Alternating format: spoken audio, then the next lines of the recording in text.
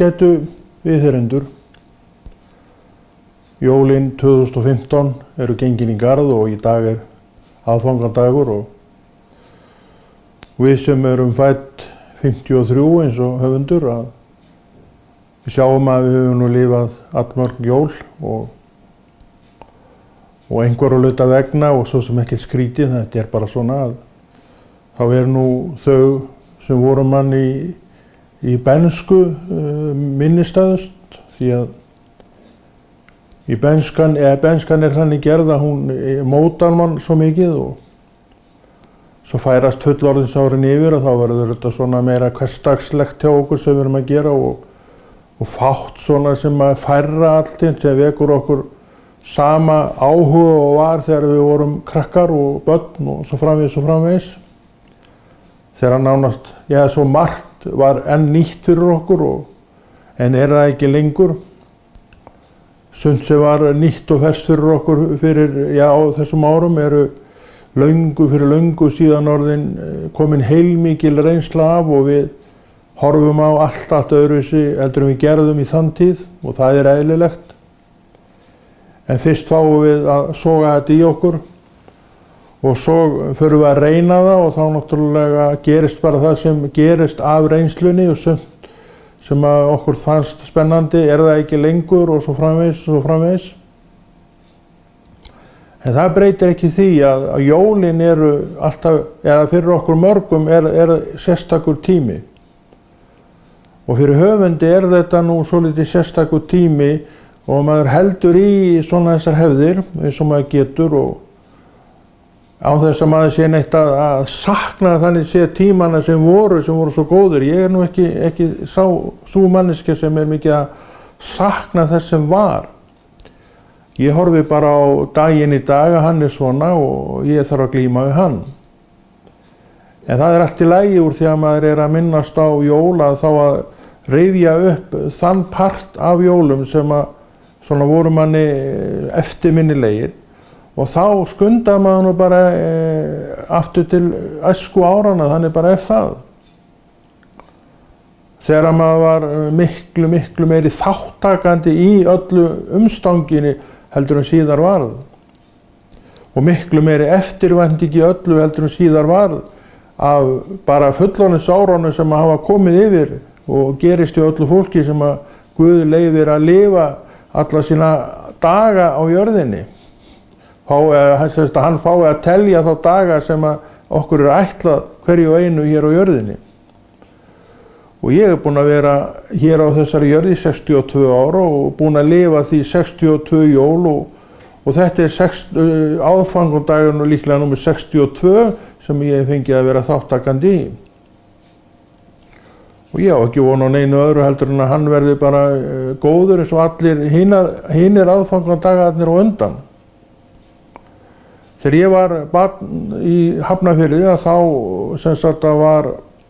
var náttúrulega mikið að vera á mínu heimili og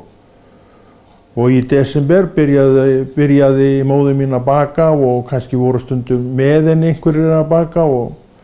því að þannig var nú siðurinn hjá okkur og mínu heimili að stór fjölskyldan, hún mætti ég bjó lengi hjá móður minni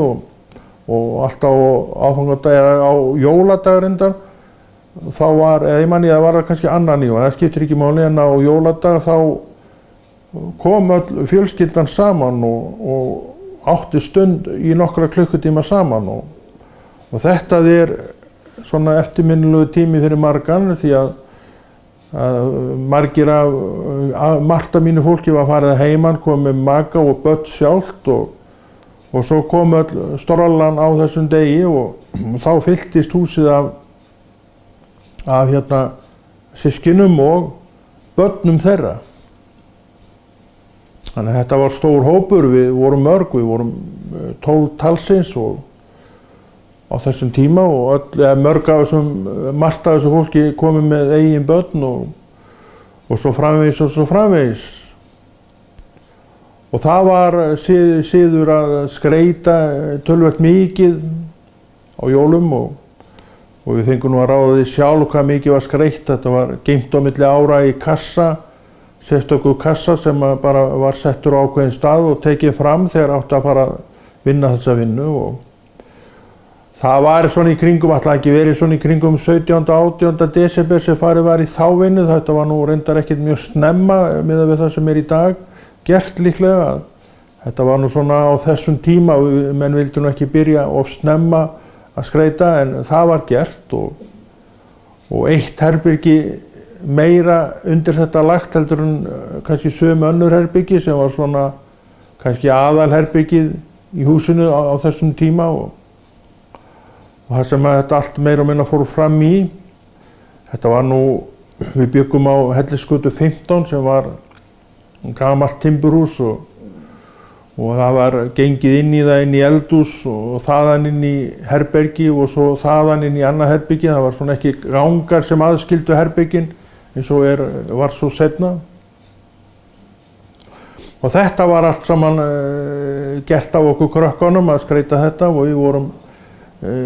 í stólum og tröppum og standandi upp á borðum og með teiknibólur í hönd eða límband og festum þetta upp með þeim hætti og kláruðum verkið með stæl.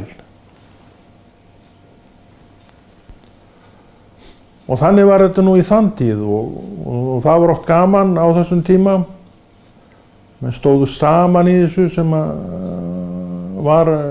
yfirleitt alltaf gert. Við vorum yfirleitt öll saman í þessu eða sérstaklega við þessi yngri systkini því að sumir eða hinir þetta voru allt meira og minni í vinnu og sumir á sjó og ekki heima og allavega á þessum tíma en komu nú yfirleitt svona jólin og voru með okkur. Og það var oft mikið af gjöfum sem við vorum að gefa hvort öðru og svo fengu foreldrar okkar gjafir frá utanaðkomandi vinum og vandamönnum og svona eins og gengur en við krakkarnir gáfum hvort öðru og vorum að pakka þessu inn og hlúa að þessu svona eins og við kunnum og þekktum og þetta ennþá þann dag í dag með þeim hætti og menn voru að skoða pakkana og hrista og svona hvort kæmist að því hvað væri inn í þeim og einhverjir svindluðu á sjálfum sér með því að læðast þegar engi sá til og opna og pakka þessu svo inn aftur og tóku af alla ánægjan að því að vita hvað væri því að það ekkert gaman að fá pakka sem maður veit 100% hvað í og þess vegna segi ég það, þeir voru nú svolítið að leika á sjálfan sig með þessum hætti. En það svona þegar óþolinmæðin vill sprengja allt utan af sér og forvitnin tekur öllu öld þá er þetta leiðin til þess að svala henni. Og eins og ég segi, þá leið að leika svolítið á sjálfan sig. Þannig voru nú jólin hjá mér í gamla daga og þegar ég var ungur maður. Ég orðinn aðeins eldri í dag eins og þið sjáið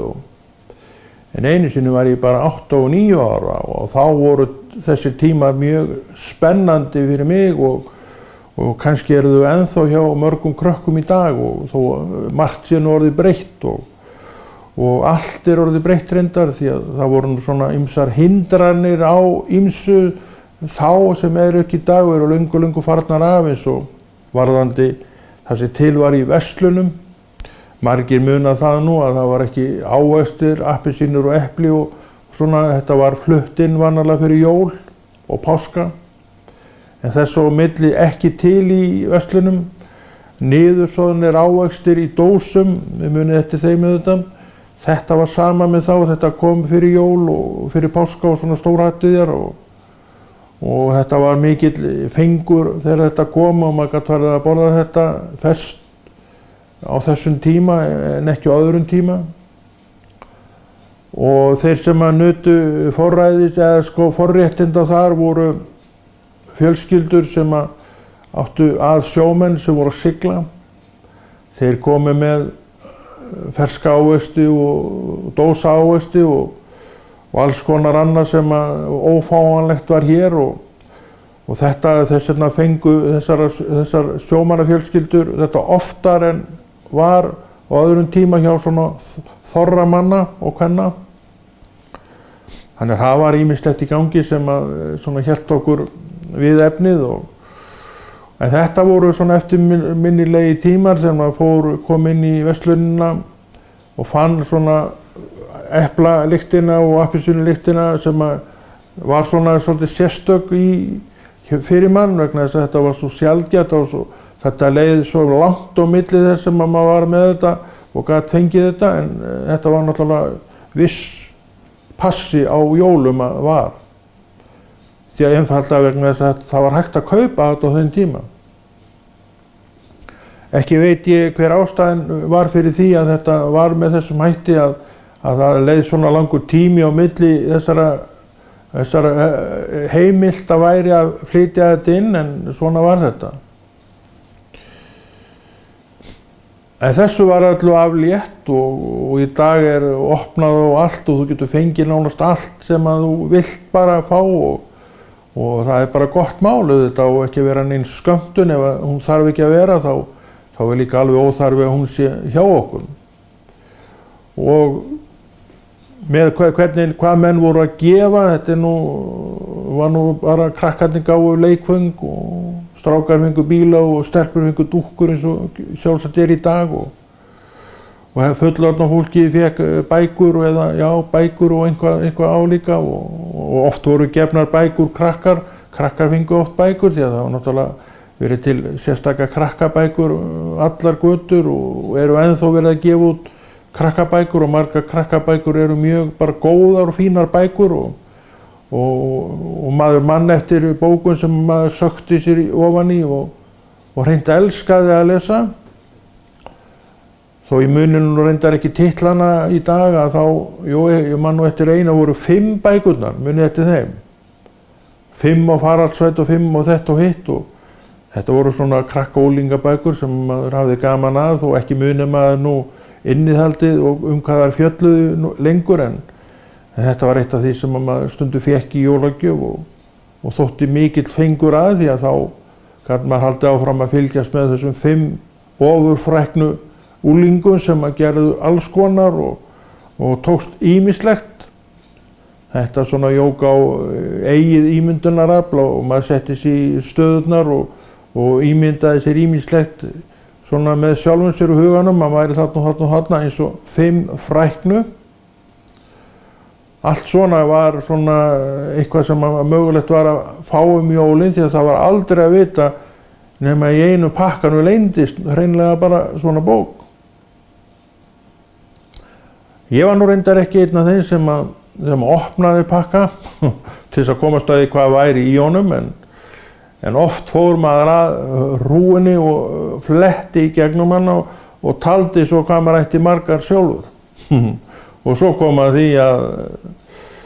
þessu var náttúrulega úthlutað á aðfangadag og eftir matinn þá var nú farið í þetta.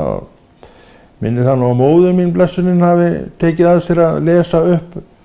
nafnalistan og afhenda hverjum og einum sína gjöf og sumir fengu kannski meira en aðrir og ekki svo að skilja að það verið að horfa í það en þetta var nú samt svona að menn kannski einhver fekk gjöfinni meira og annar þá gjöfinni minna og eins og í þessu svo var það auðvitað stafli af jólakortum sem við vorum nú að senda hvort öðru eins og gengum með krakka og svo voru ættingjarnir og vinirnir út allt að senda þannig að þetta var oft myndarlegu stafli og hann eins og með minni það nú að það hafa nú líka verið farið yfir hann og hann lesin upp átt frá hverjum væri og það var svona reynt að hafa þetta svona aðeins öðruvísi heldur en svona venjulega var. Og það á líka að vera þannig, við eigum að hafa jólin að einhverjum alveg sérstökum tíma en það gerist ekki nema við gerum þetta bara sjálf. Höfum, eins og einhver sagði, við þurfum að svona búa til jólastemminguna, annars kemur hún ekki. Og það gerir það raunverulega engin nema bara viðkomandi heimili sér það bara sjálf. Og svo var á aðfangadag alltaf góður matur eins og gengur og gerist í þessu. Og þegar við vorum á Hellisgötunni, það nú svona tíminn sem mann eftir sér því að þá var maður á þeim aldri að maður var á þessu mótunarskeiði og gleypti allt í sig sem var að gerast og faðir minn, hann var matsveinn og ágætis matsveinn, hann sá alltaf eldamennskuna á hérna aðfangadag og byrjaði náttúrulega bara á þeim tíma sem að það þurfti til allt væri klárt klukkan 6 og þessi tími og maturinn var alveg sérstaklega góður því að hann vandaði sig virkilega við þetta og komu þessu vel frá sér. Eins og ég sagði þá var þetta prýðis kokkur og lengi búinn að vera í þessu starfi að elda um borð í skipum. Og maður auðvitað hesthúsaði alla þá fæðu sem maður gat innbyrt og svo fekk maður sér aftur á diskinn og setti aðeins meira til þess að bæta betur og það var lengi hægt að troða í sig aðeins meira og þetta var bara venjan hjá okkur og hjá fólki almennt og yfir þessu öllu saman var útvarpsmessan á Ríkisútvarpinu, Rás 1, það var nú engin önnur rás til þá nema Rás 1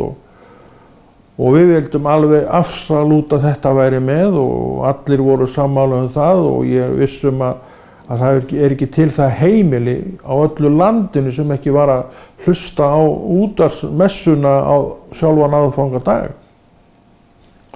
Má kannski segja að það séu svona ræturnar sem að þessi þjóð stendur á, það nú einmitt, og þessi vilji til þess að nota þó allavega þennan dag til þess að gera þetta, segir okkur nú heilmikið að við erum nú ekki eins kannski fjarhuga kirkjunni eins og stundum má í veðri, eða menn láta í veðri vaka. Ég hygg að þetta sé ennþá þannig í dag að menn séu með opið á útvarpsmessuna því að sem betur fer þá hefur þessi siður nú haldist að útvarpa jólamessunu frá einhverjum stað, einhverju kirkju og leyfa fólkinu að njóta þess svona í beinni útsendingu. Það held ég sé nú bara mjög flottur siður og við erum ekkert undan honum að kvarta og sé bara hið besta mál. Þannig að við sjáum að þessi kristnu gildi sem að jólin standa á, þau eru ekkert endilega svo langt í burtu frá okkur. Og ég hygg að þeir sem að jafnvel tala hvað hæst gegn þessu, þeir láti sig nú hafa það að sitja undir þessu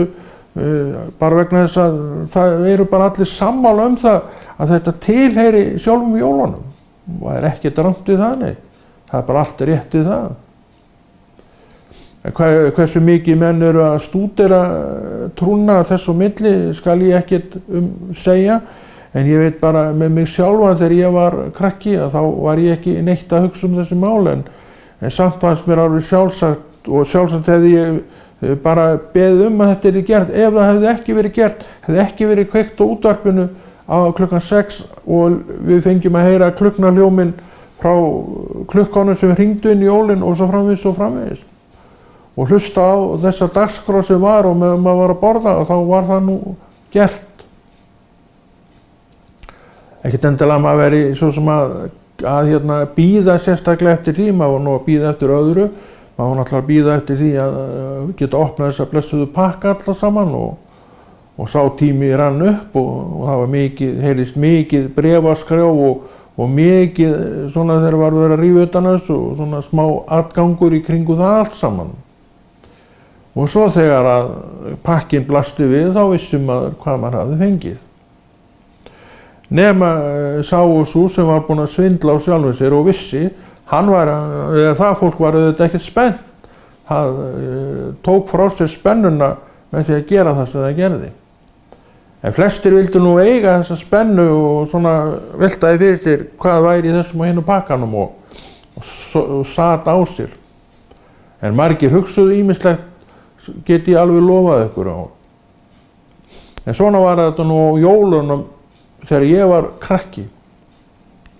Og síðan eru mörg jól liðin og enn situr maður enn ein jól og þó þau séu nú með svo lítið öðru sniði í dag heldur en var þá og það er bara vegna þess að aldurinn er bara komin yfir og ýmislegt hefur breyst auðvitað með aldurinnum og fullorðinsárunum og reynslunum og öllu því. Þá breytist bara ýmislegt og það er ekkert það að segja nema bara að svona er lífið.